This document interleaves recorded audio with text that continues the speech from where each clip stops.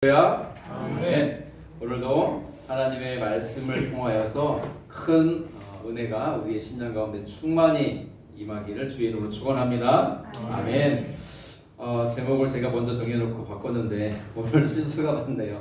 오늘은 사실 처음에 제가 지은 제목은 존재하는 모든 것들이 하나님 이렇게 정했었어요. 근데 설교를 준비하면서 이렇게 좀 더 구체화시키자 해서 주보에 있는 대로 오늘은 하갈의 하나님, 이스마엘의 하나님으로 바꿨습니다. 내용은 똑같은데 처음에 설교를 준비하면 중에 지었던 제목은 존재하는 모든 것들의 하나님이었어요. 근데 설교를 마무리하면서는 하갈의 하나님, 이스마엘의 하나님으로 제목을 바꿨습니다. 참고해 주시기 바라고요. 아이를 가질 수 없는 상태에 있던 아브라함과 사라를 통해 하나님은 이삭을 출생하도록 은혜를 베푸십니다. 이삭이 태어난 것은 인간의 힘으로 되어진 것이 아니죠. 하나님의 은혜로 되어진 것이요, 하나님의 전능하신 능력으로 되어진 역사였습니다. 하나님은 아무 소망이 없는 마치 죽은 자와 다르지 않은 아브라함과 사라의 몸을 통하여서 기적과 같이 이 놀라운 일, 즉 이삭을 낳는 일을 이루심으로 말미암아 이 두 사람을 하여금 흔들리지 말고 의심하지 말고 하나님만 믿고 의지하며 살아라 라고 하는 교훈을 가르침을 주시죠. 사라가 이삭을 낳을 때 나이가 몇 살이었죠? 90이었죠. 90의 할머니. 90의 할머니가 이삭을 낳은 것도 기적인데요. 더 기적은 뭐냐면 자기 젖을 물려 이삭을 먹였다는 게 더 기적 같은 일이죠. 하나님의 은혜는 어디까지 임하는가? 이 사라의 이 젖, 사라의 이 모유까지 은혜가 임하죠.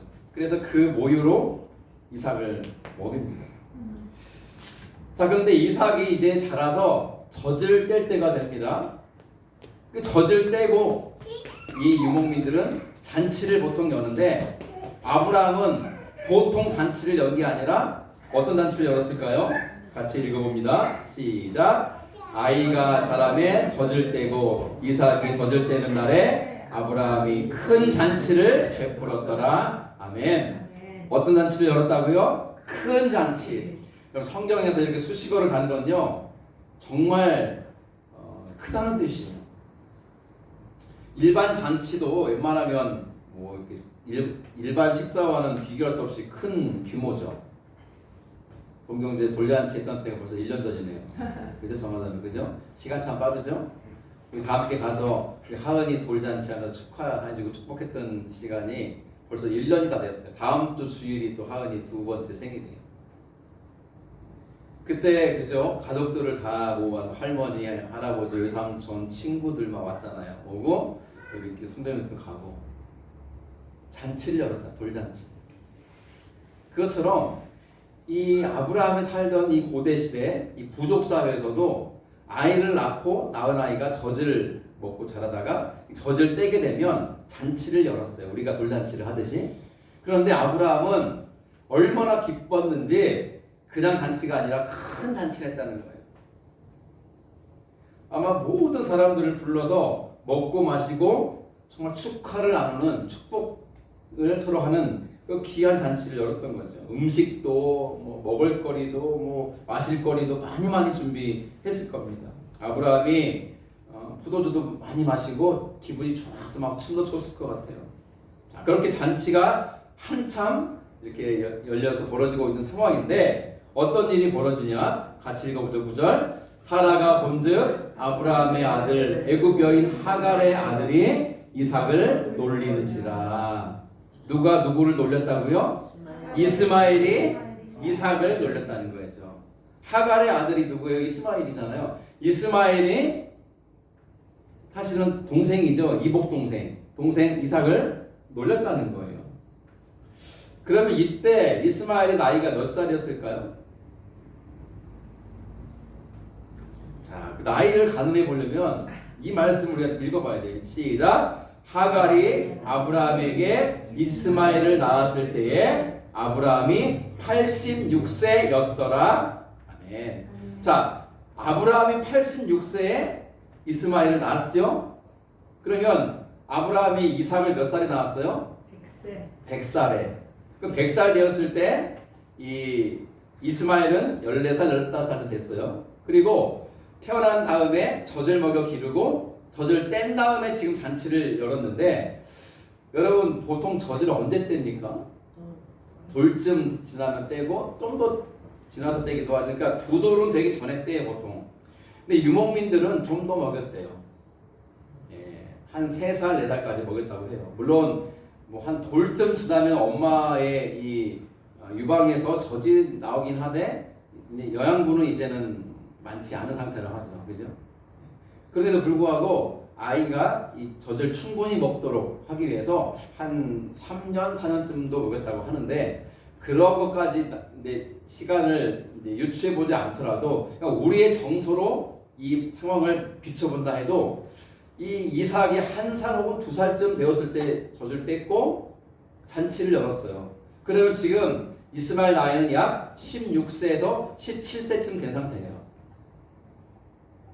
청년이에요, 청년. 16, 17세 된 청년이 한두 살밖에 안 된 어린 동생 이삭을 놀리고 있다는 거예요, 놀리고.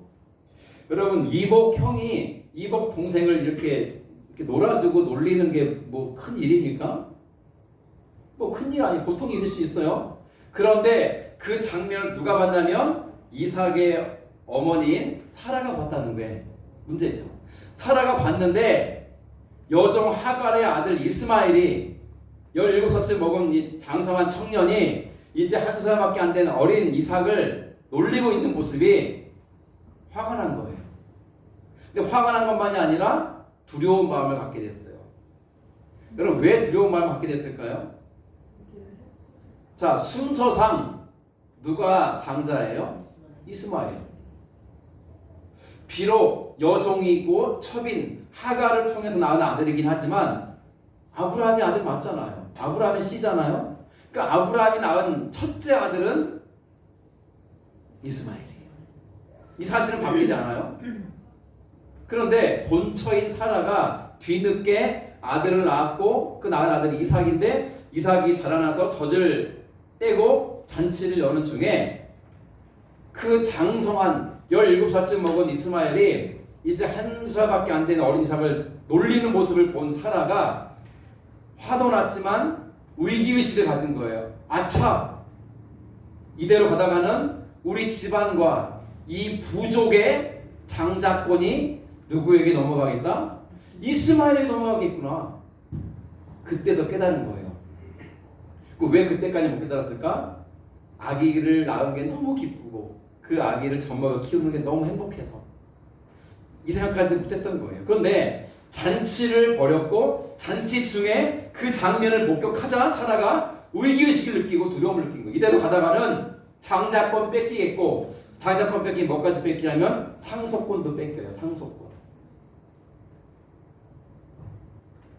요즘 뭐 SK 재벌 기업 가정이 지금 시끄럽죠. 저는 1조 4천억 원이 얼마만큼 큰 돈인지 모르겠는데 그게 솔직히 말이 됩니까? 참 뭐 그 얘기 더 하고 싶진 않지만 이 상대적 박탈감을 느껴요. 1억도 참 없는 형편에 1조 3,800억 원인가? 말도 안 되는 어떤 천문학적인 어느 나라의 1년 GNP에 상응하는 정도의 가난한 나라의 그 정도의 어마어마한 돈이잖아요. 그거로 분쟁하는 거, 그렇죠? 이혼하면서 이 재산을 나누는 거잖아요. 그리고 자녀가 있으니까 자녀의 양육권, 그 양육권을 가진 자에게 또 재산이 또 달라지잖아요. 누가 자녀의 이거냐, 뭐 이런 것들 다 있잖아요. 누가 또 재산을 만드는 일에 기여한 바가 크냐, 뭐 이런 것들까지 다 감안해서 하는데요. 예전에는 이 법이라는 게 치우쳐서 남성 중심으로 법이 되어 있어서 여자들은 이혼해도 특별히 이렇게 많은 어떤 의자료를 받지를 못했었어요. 그런데 요즘은 그렇지 않아요. 요즘은 이제 결혼해서 몇 년을 살았든지 간에 아이를 낳고 기르고 뒷바라지 했다면은 남편이 일을 해서 번 돈이라도 이 돈을 벌기까지 아내의 기여가 크기 때문에 요즘은 거의 뭐 5대 5로 나누는 경향이 있죠. 그죠? 거기다가 여자가 아이를 데리고 가겠다. 양육권을 갖게 되면은 더 많은 돈을 가져가겠죠.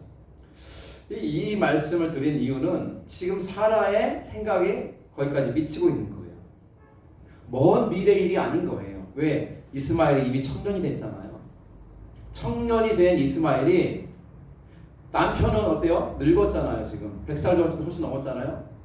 언제 죽을지도 모르는데 죽고 나면 우리 집안의 그리고 이 부족의 어떤 그 자리, 부족장, 가장의 자리가 이삭에게 가야 되는데 자칫 이스마엘에게 넘어갈 수 있는 상황이 된 거예요.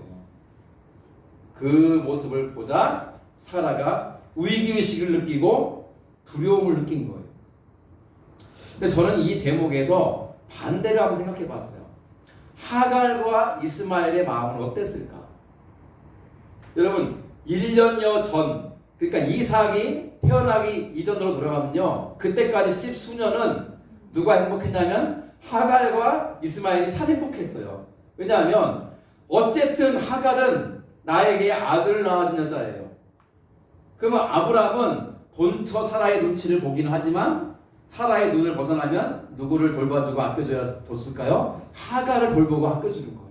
그리고 노년에 낳은 아들 이스마엘이 얼마나 귀했겠어요? 그래서 14, 15년 동안 이스마엘을 애지중지 키웠을 것은 뭐 자명한 사실이에요. 그러니 이스마엘 입장에서는요, 아버지 아브라함의 사랑을 독차지해 왔어요. 10수년 동안. 그런데 1년 전에 본처인 사라가 임신했다라는 소식을 들었을 때 모든 가족이 기뻐하고 좋아했지만 누구만은 기뻐하지 못해요? 하갈만큼은 기뻐하지 못해요. 아니 이게 어떻게 된 일인가? 저 늙은 본처 사라가 임신을 해? 그리고 1년여가 지나서 아기를 낳았을 때 다 기뻐하고 축하했지만 하갈도 표면적으로는 축하한다고 했겠죠. 여주인이니까. 그러나 마음으로는 그 아기가 얼마나 미웠겠어요. 여러분 신기하지도 않죠. 그러나 신기해 보여. 저는 뭐냐면 아기들이잖아요. 아기들. 정하자면 아기들 있죠. 아기가 낳는데 아기를 낳는데 그 아기가 이제 한 뭐 2살, 3살만밖에 안 됐는데 또 아기가 생긴 거예요. 그래서 아기를 낳았어요. 그 위에가 언니든 오빠든 형이든 그럴 거 아니에요. 근데 위에 애가 어린 아기를 이뻐하면서도 엄마가 안 보면 뭐 하게요? 꼬집고 핥히고 올라타고 어때는요 이불을 덮어버린 얼굴이다. 여러분 조심해야 돼요. 그래서 왜 그럴까요? 큰 애가 뭘 느끼는 거예요? 질투심을 느끼는 거예요. 동생이긴 한데 엄마가 아기를 안아주고 젖물리고 이렇게 아기만 돌봐주는 걸 보면요 우리 애가 질투를 느껴요. 질투. 근데 그게 터울이 얼마 안 나는 애만 느끼는 게 아니라 터울이 많이 나도 느껴요. 똑같이 질투심을 느껴요. 질투심. 그러잖아요. 동경제 애기 키워서 알잖아요. 애들은 질투심을 느껴요. 그런데요 이스마엘이 15년 동안 아버지의 사랑을 독차지했는데 동생이 태어났어요. 근데 그 동생이 본처의 아들이에요. 이복 동생이죠. 근데 얼마나 집안의 경사고 이 뭡니까? 자기는 적자죠. 자기는 서자죠. 서자. 근데 이삭은 적자예요. 그죠? 그러니까 이 아버지의 사랑이 이제는 나눠지는 거예요. 그리고 이 아기를 늘 돌봐주고 안아주고 이렇게 막 업어주고 하니까 여러분 15살 먹은 아들을 업어줄 수 있는 아버지가 어디 있어요? 지금 아버지가 나이가 100살이 넘었는데 그 모습 보고 질투를 느끼는 거예요. 이스마엘. 싫은 거예요. 속으로 차라리 이삭이 태어나지 않았더라면 좋았겠다. 이런 마음이 왜 없었겠어요? 마음속에. 그런데 1년여가 지나서 젖을 떼고 큰 잔치를 벌이고 어른들이 막 자기들끼리 먹고 마시고 돌잔치 할 때 누가 좋아해요? 어른들이 좋아하죠. 먹고 마시고 노니까. 애는 지금 똥 싸가지고 막 지금 엉덩이가 물렁이도 뭐 간식 먹고 막 당연히 먹고 놀잖아요. 웃기죠? 돌잔치 주인공은 애기인데 애기는 팽개치고 자기끼리 노니까 그런 식이었던 것 같아요. 지금 젖을 땐 이삭을 위한 잔치인데 물론 이삭도 축하해줬지만은 잠깐 축하해주고 나머지는 자기끼리 먹고 마시고 노는데 사라의 눈은 항상 누구를 바라봐요? 아들 이삭을 바라보고 있는데 이스마엘이 어린 이삭을 놀리는 걸 보니까 화가 났고 화가 나서 또 생각해보니 위기감을 느꼈던 거고요. 근데 그때 우리가 주목해 봐야 되는 부분이 이거예요. 자, 보세요. 사라가 하갈을 봤을 때 하갈이 이삭을 놀린다고 그랬는데 놀리는 지라라고 노란색으로 되어 있는 단어를 좀 주목해 보세요. 이 단어가 히브리어로 메차헤크라고 하는 단어를 써요. 이건 기억 못해도 저도 기억 못할 거예요. 오늘 설명드리겠지만 메차헤크라고 하는 단어를 쓰는데 이 단어의 뜻이 뭐냐면 같이 읽어보죠. 멸시하다, 비웃다라는 뜻이에요. 멸시하고 비웃는 거예요. 뜻이 그래요. 그러니 이스마엘이 이삭을 데리고 놀아준 게 아니라 뭐 한 거예요? 무시하고 함부로만 하고 멸시하고 비웃은 거예요. 그런데 이 메차헤크라고 하는 단어에는 이런 뜻만 있는 게 아니라 뜻이 하나 더 있습니다. 자, 이영 집사님 읽어보세요. 두 번째 뜻이 뭡니까? 노란 글씨 읽어보세요. 맨 밑에 핍박하다. 여러분 이거 잘 보세요. 멸시하다 비웃다는 뭘로 하는 거예요? 말로 하는 거예요. 말로 멸시하고 비웃고 하하하 네가 뭐 말로. 그런데 핍박하다는 뭘로 하는 거예요? 행동을 하는 거예요.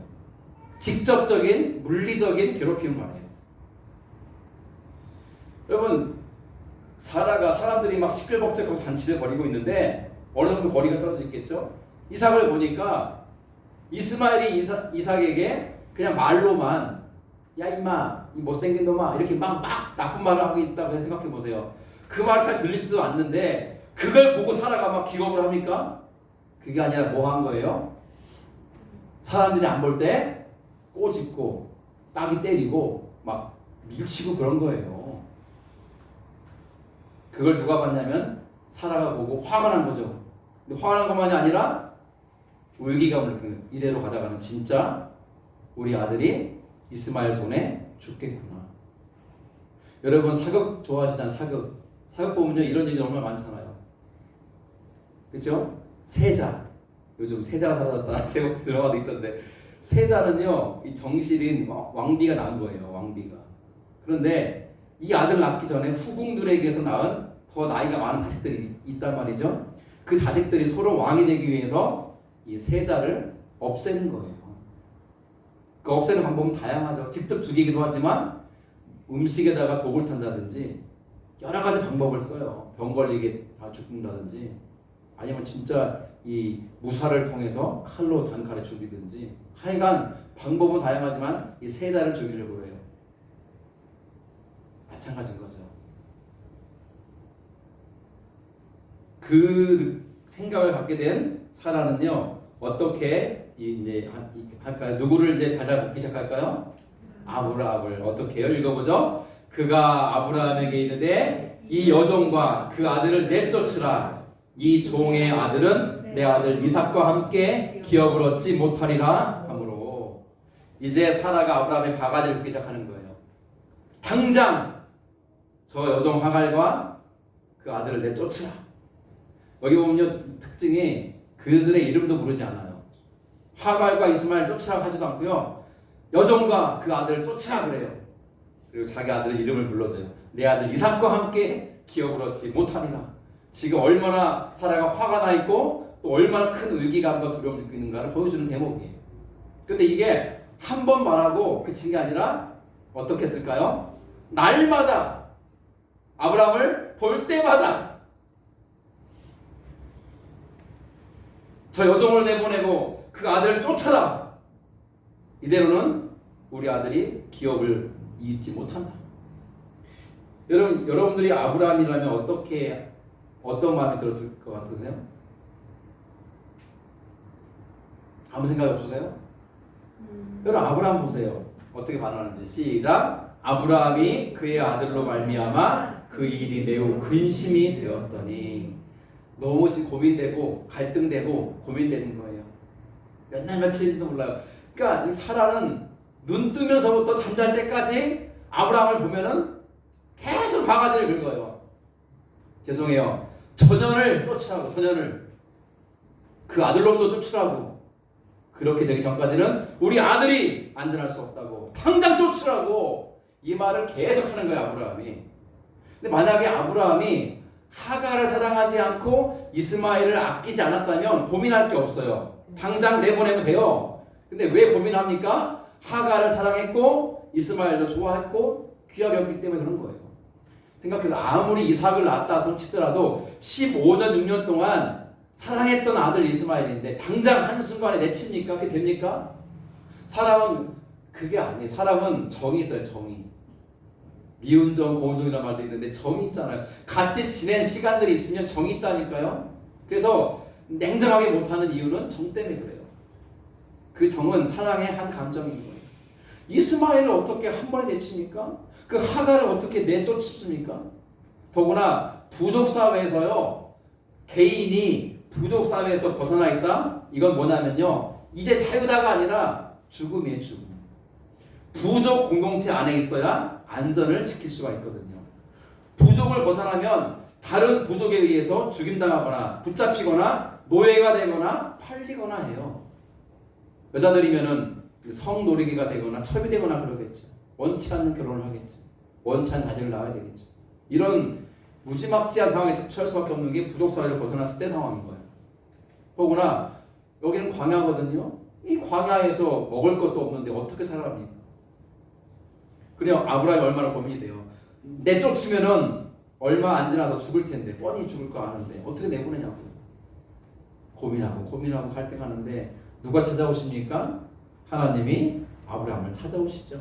자, 읽어봅니다. 하나님이 아브라함에게 이르시되 내 아이나 내 여종으로 말미암아 근심하지 말고 사라가 내게 이른 말을 다 들으라. 이삭에게서 나는 자라야 내 씨라 부를 것임이니라. 아멘. 아브라함은 그러니까 이러지도 못하고 저러지도 못하고 뭡니까? 그냥 데리고 있자니 사라가 계속 바가지를 긁고 내쫓자니 참아 보내보낼 수는 없고 괴로워 죽겠는데 하나님은 답을 주세요. 뭐라고요? 네 아내 사라 말대로 해라. 그 말은 뭡니까? 하갈과 이스마엘을 어떻게 하라는 거야? 쫓으라는 거예요. 와, 아브라함이 이 말을 듣고 얼마나 마음이 아팠겠어요. 사라가 바가지를 긁을 때는 참을만 했어요. 근데 하나님이 말씀하실 때는 거역할 수 없잖아요. 이 뜻을 따라야 되잖아요. 근데 이 마지막 말씀을 기억하세요. 이삭에게서 나는 자가 너의 씨다. 그렇잖아요. 하나님은 사실 이스마엘을 사실은 계획한 적이 없으세요. 다만 하나님의 때를 기다리지 못하고 아브라함과 사라가 여종 하갈을 통해서 아들을 낳자 해서 인간적인 방법으로 낳은 아들이 이스마엘이에요. 그러면 하나님의 약속은 누구를 통해서 아이를 낳는다고 그랬어요? 사라를 통해서. 그 사라의 자식을 통해서 큰 민족을 이루겠다고 약속하셨잖아요. 그러니 이삭을 통해서 이어지는 자식들만이 아브라함의 혈통이고 아브라함의 씨인 거예요.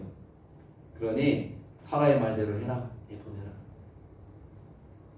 하나님이 이게 잔인하신 분입니까? 냉정한 분입니까?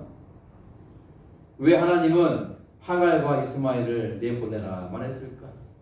그러나 하나님은요 그들을 버리신 게 아니에요. 그 다음 말씀이 중요하죠. 읽어보죠. 시작. 그러나 여종의 아들도 내 씨니 내가 그로 한 민족을 이루게 하리라 하신지라. 아멘. 하갈과 그가 낳은 아들 이스마엘도 네 자식 아니냐, 네 씨 아니냐.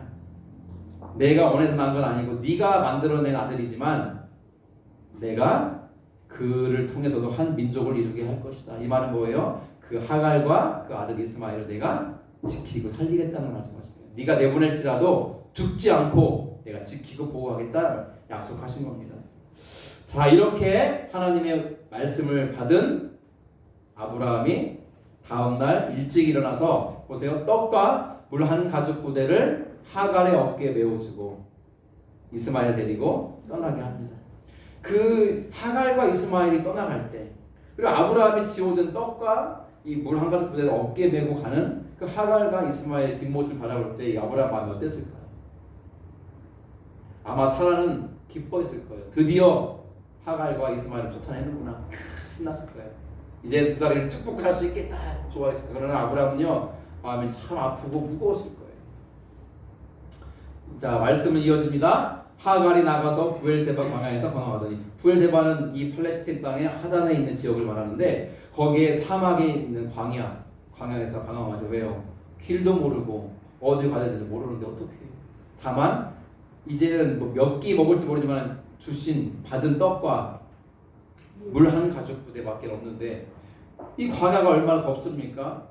아들과 함께 나눠서 물을 마시다 보니까 물이 떨어진 거예요. 자, 읽어보죠. 시작. 가죽 부대에 물이 떨어진지라 그 자식을 관목동굴 아래에 두고 이르되 아이가 죽은 것을 참아보지 못하겠다 하고 화살 한 바탕 거리 떨어져 마주 앉아 바라보며 소리내어 우니. 이미 한나절 동안 사막이니 광야를 헤맨 거예요. 길도 모르니까 좌로 갔다 우로 갔다 앞으로 갔다 뒤로 갔다 왔던 길 같기도 하고 또 갔다 또 가는 길 같기도 하고 헤매는데 떡도 떨어지고 이제는 물도 떨어진 거예요. 여러분, 사막에서 물은 생명이에요. 물 떨어지면 죽는 거예요. 이제 물이 다 떨어졌잖아요. 이 가족 부대를 들어가지고 흔들어갔다 물 한 방울 안 떨어지는 거예요. 이제는 죽음밖에는 그들을 기다리는 게 없죠. 엄마 목말라 죽겠어 하는 아들을 바라보는 엄마의 마음이 어떻겠어요? 하갈은요, 관목동 불은 모세가 불타는 떨기나무에서 하나님 만나잖아요. 그처럼 이렇게 뿌리가 뽑히면은 바람에 나뒹구는 나무라고 하기도 좀 초라한 이 잡초와 같긴 하지만 그래도 나무로 이렇게 포함되어 있는 그런 잡풀 같은 게 있는 건데 그 덤불 아래에 그래도 거기가 좀 그늘이니까 거기에 지금 목말라 죽어가는 아들 이스마엘을 그늘에 눕혀요. 그리고 화살 한바탕 거리면서 화살을 팍 쏘아가지고 화살이 날아갈 만큼의 거리니까 꽤 먼 거리죠. 먼 거리까지 하갈이 이렇게 이동해서 소리내어 울어요. 왜 그랬을까요? 아들 앞에서 엄마가 소리내어 울면은 어떻게 해요? 여인은 약하지만 어머니는 강하다. 그렇잖아요. 어머니가 아들이 죽어가는 걸 보면 자기도 같이 죽어가지만 그 아들이 죽어가는 것을 보면서 어머니가 절망의 눈물을 부르짖으면서 울면 아들이 얼마나 더 막 기겁하겠어요. 마음이 힘들고. 그러니까 화살을 쏘아서 날아갈 만큼의 그 먼 거리로 하갈이 이동해서 소리내서 우는 거예요. 얼마나 서럽고 얼마나 괴롭고 얼마나 고통스러웠습니까? 하나님은 그런 하갈을 찾아오시죠. 자, 말씀을 읽어봅니다. 시작. 하나님이 그 어린 아이의 소리를 들으셨으므로 하나님의 사자가 하늘에서부터 하갈을 불러 이르시되 하갈아 무슨 일이냐 두려워하지 말라. 하나님이 저기 있는 아이의 소리를 들으셨나니 일어나 아이를 일으켜 내 손으로 붙들라. 그가 큰 민족을 이루게 하리라 하시니라. 아멘. 하갈아, 울부짖는 하갈아 무슨 일이냐 두려워하지 마라. 근데 이 다음 말이 참 눈에 들어와요. 하나님이 저기 있는 아이 누굽니까? 이스마엘의 소리를 들었다. 이 말은 뭐예요? 이스마엘도 관목동굴 그늘에 있으면서도 하나님께 부르짖어 기도한 거예요. 이스마엘에게 신앙이 없다라고 누가 말할 수 있나요? 그의 아버지가 아브라함인데. 비록 혈통이 아브라함의 이 사라의 혈통은 아니잖아요. 왜냐면 엄마 하갈이 애굽 여인이에요. 애굽 여인. 애굽 사람이니까 이 이스라엘 그 민족을 이루는 아브라함 혈통과 다른 혈통인데 섞였잖아요. 그래도 아버지에게서 16, 7년을 그 스라에 있었으니 아브라함의 하나님으로부터 하나님의 신앙을 갖게 된 거죠. 이렇게 이렇게 쫓겨나게 되고 목말라 죽게 된 상황에서 하갈도 아들과 거리를 두고 울부짖으며 하나님께 부르짖고 있고 그 시간에 이스마엘도 그냥 죽어간 게 아니라 그 관목동 그늘에 있어 하나님께 부르짖어 기도한 거예요. 하나님 살려달라고. 여러분 이쯤 되면은 저라도 기도할 것 같은데요. 살려달라고. 죽게 생겼잖아. 우리는 그런 상황을 처해본 적이 없잖아요. 그러니 잘 모르죠. 우리가 아무리 어려운 상황에 처했다 해도 이 지금 하갈과 이스마엘과 같이 죽음의 순간에 처한 적은 없잖아요. 솔직히. 이 상황에서 우리가 어떻게 하나님께 반응하겠냐고요. 하나님을 찾고 기도할 수밖에 없어. 살려달라고. 우리 엄마 불쌍하다고 살려달라고. 하나님 나도 살고 싶다고. 그 시간에 하나님이 울부짖는 하갈을 찾아오셔서 내가 저기 있는 네 아들의 소리를 들었다는 거예요. 부르짖는 소리를 들었다. 그러니 가서 네 아들을 일으켜 네 손으로 붙들어라. 내가 큰 민족을 이루겠다. 여러분 보세요. 이 말씀은요, 숨겨진 뜻이 있어요. 무슨 말이냐면 지금 목말라 죽어가고 있는데 큰 민족 이루고 말고가 뭐가 중요해요. 그런데 하나님은 끊임없이 큰 민족을 이룰 거라는 말은 뭐예요? 너희들이 죽지 않고 살 거라는 거예요. 하나님 물을 주시겠다는 거예요. 먹을 거를 주겠다는 거예요. 살 수 있는 환경을 주겠다는 거예요. 지금은 아무것도 없지. 근데 여러분 이 약속의 말씀이 하갈이 처음 받은 게 아닌 거 아세요? 여러분들이 기억하시는지 모르겠지만은 이야기는 16장으로 거슬러 가야 돼요. 오래전 얘기예요. 17, 8년 전 얘기를 돌아갈 때 하갈이 처음 이스마엘을 임신했을 때 기고만장했잖아요. 내가 내 주인의 애를 가졌다고. 누구를 멸시했어요? 여주인 사라를 멸시했어요. 그러니까 사라가 화가 나가지고 남편에게 바가지 긁죠. 소년을 쫓으라고.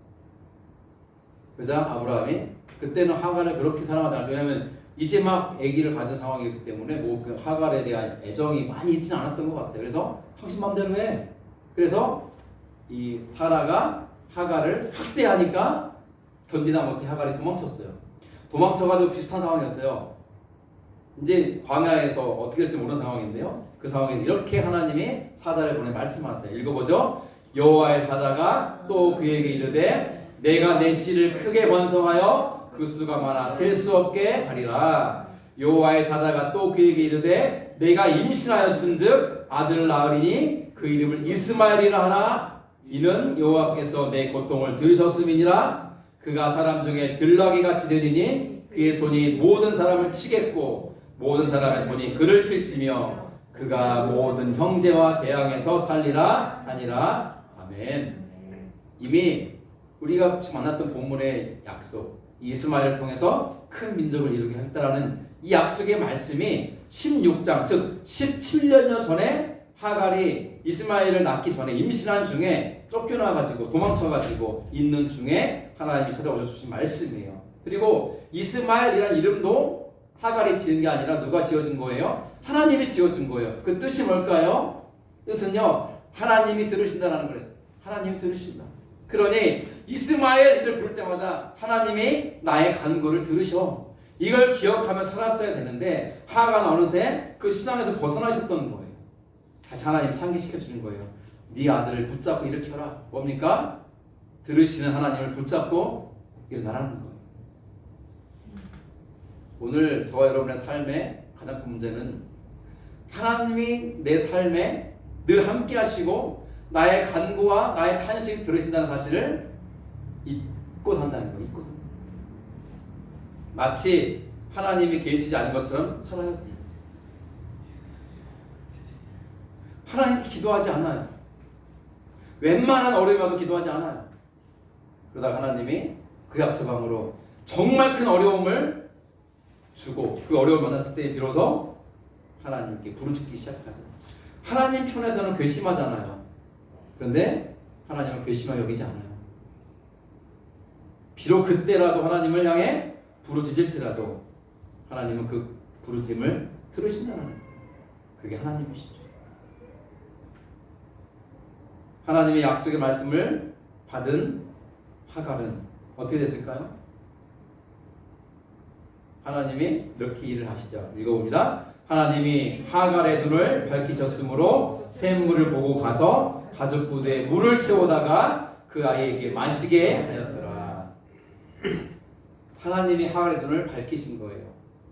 그래서 샘물이 있는 것을 지금까지는 가리워서 안 보였는데 눈을 밝히시니 보이고 샘물이 있네. 가서 샘에서 물을 떠서 마시고 아마 마시기 전에 아이에게 갖다 줬을 것 같아요. 죽어가니까. 그리고 아들을 마시게 하고 살리고 자기도 물 마시고 살았겠죠.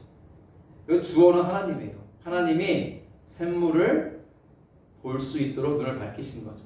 그리고 이제 말씀이 이렇게 이어집니다. 같이 읽죠. 하나님이 그 아이와 함께 계심에 그가 장성하여 광야에서 거주하며 활 쏘는 자가 되었더니 오늘 본문의 마지막 절 같이 있습니다. 그가 바란 광야에 거주할 때에 그의 어머니가 그를 위하여 애굽 땅에서 아내를 얻어 주었더라. 이렇게 오늘 본문이 끝납니다.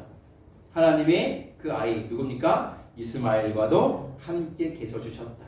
그를 지키시고 인도하셔서 광야지만 광야에 터잡고 살게 해주셨고 그로 활 쏘는 자 강하고 용맹한 자가 되게 하셨다. 오늘 본문은 여기까지입니다. 오늘 본문에서 어떤 메시지를 받으셨습니까? 성경은 끊임없이 우리에게 이 말씀을 하십니다. 하나님은 아브라함의 하나님이고 사라의 하나님이고 이삭의 하나님으로 나타나세요. 그런데 하나님은 단지 아브라함과 사라와 이삭의 하나님만으로 찾아오시는 게 아니라 여종이고 쫓겨난 자이고 핍박을 받는 자이지만 하갈과 그의 아들 이스마엘에게도 하나님으로 만나주시고 찾아와 주시고 함께 하신다는 사실을 기억하라는 거예요. 신약으로 넘어올까요? 하나님은 유대인들만의 하나님이 아니세요. 하나님은 유대인의 하나님이시기도 하지만 또한 이방인들의 하나님이시기도 해요. 오늘 우리에게도 가져올까요? 하나님은 우리의 하나님만이 아니라 그들의 하나님 되어주신다는 거예요. 무슨 말이야? 믿는 자들의 하나님이시기도 하지만 믿지 않는 자들에게도 하나님이 되어주신다는 거예요. 하나님은 선한 자와 악한 자 모두에게 골고루 무엇을 주십니까? 햇빛을 준다는 말은 상징적인 거예요. 하나님의 은혜는 모두에게 임해요. 그런데 문제는 그 임한 은혜를 하나님이 주신 은혜로 알고 하나님을 나의 하나님 삼는 자에게 그 은혜가 은혜로 임하는 거라는 거예요. 그런 자에게는 샘물이 여기 있네? 야, 좋다. 내가 샘을 발견했어. 마시고 살자 하지 않아요. 하나님이 나에게 샘물을 주셨구나. 땅을 주시면 내가 이 땅을 일구어서 나의 기업을 일으켜서가 아니라 하나님이 나에게 땅을 주셔서 우리로 살게 하셨구나. 지금 나의 삶에 주어진 환경과 형편이 있잖아요. 그게 내 힘으로 이룬 게 아니라고요. 믿는 자에게는 뭡니까? 하나님이 은혜로 베푸시고 허락하신 거라는 거예요. 저는 그런 말씀을 준비하면서 우리 이 교회 우리 거 소유한 것도 아니고 새 들어 있는 곳이지만 너무나 소중하게 여겨지더라고요. 마음이 힘들고 외로울 때 찾아와서 기도할 수 있는 곳이 여기더라고요. 기도하러 오지 않을 뿐이죠. 하나님 찾지 않을 뿐이죠. 오늘 본문 우리에게 여실없이 주고 있는 거예요. 하나님 마음이 어디 있는가? 하나님의 마음은 우리에게도 있지만 그들에게도 있는 거예요. 믿지 않는 남편, 믿지 않는 아내, 믿지 않는 부모, 믿지 않는 자식에게 있는 거고요. 믿지 않는 형제 자매에게도 있는 거예요. 믿지 않는 우리 이웃과 지인들에게도 다 하나님 마음이 가 있는 거예요. 그들이 하나님께 돌아오기를 애타게 기다리는 것이죠. 누가 그 마음을 알고 나설 수 있겠습니까? 한 사람의 이야기를 끝으로 설교를 매듭 짓고자 합니다.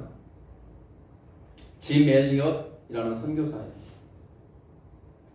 이분이 남긴 유명한 말이죠. 영원한 것을 얻기 위해 영원하지 않은 것을 버리는 것은 결코 어리석은 것이 아니다 라는 말을 남겼어요. 여러분 미국에 하면 대학이 참 많은데요. 유명한 대학, 아주 정말 좋은 대학 중에 하나가 시카고에 있는 휘튼 대학이라는 데가 있어요. 휘튼 대학.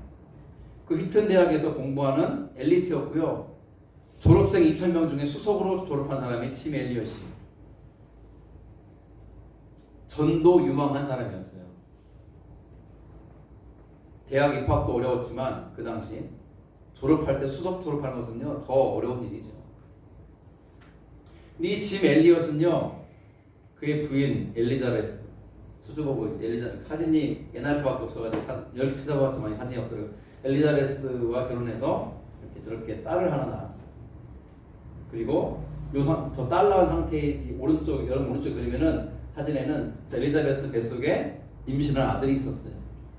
요때 짐 엘리엇이 친구 4명과 함께 선교 훈련 받고 남미에 있는 에콰도르라는 나라로 선교를 떠납니다. 그 에콰도르에서도 잔인하기로 유명한 식인종 부족인 아우카 부족을 전도하기 위해서 갑니다. 만 28의 젊은이였어요. 그런데 선교하러 가서 전도 한번 못 해보고 그들에게 잔인하게 살해를 당합니다. 이 사실이 미국에 전해지자 미국의 신문들 난리 났습니다.